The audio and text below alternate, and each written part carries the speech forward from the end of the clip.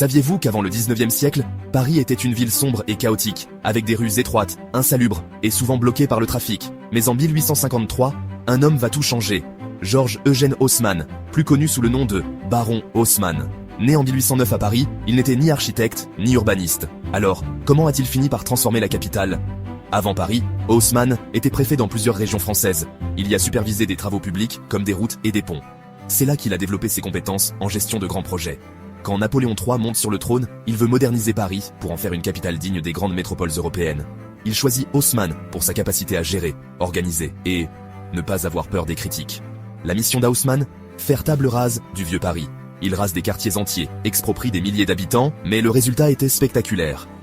Il crée de larges boulevards, bordés d'immeubles uniformes en pierre de taille, comme ceux que l'on admire aujourd'hui, et que l'on a d'ailleurs toujours l'habitude d'appeler les immeubles haussmanniens. Ces boulevards facilitent la circulation, mais aussi la gestion de la sécurité publique, en cas de révolte. Haussmann introduit aussi des parcs et jardins, comme le bois de Boulogne ou les buttes Chaumont, pour offrir un peu de nature aux Parisiens.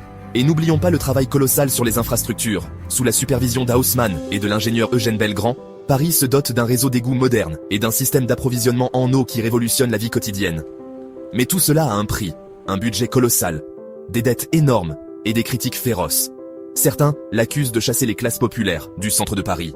Pourtant, aujourd'hui, l'héritage d'Haussmann est incontestable. Il a fait de Paris une ville lumineuse, organisée et mondialement admirée. Alors, était-il un visionnaire ou un destructeur ? Abonnez-vous pour découvrir d'autres histoires fascinantes.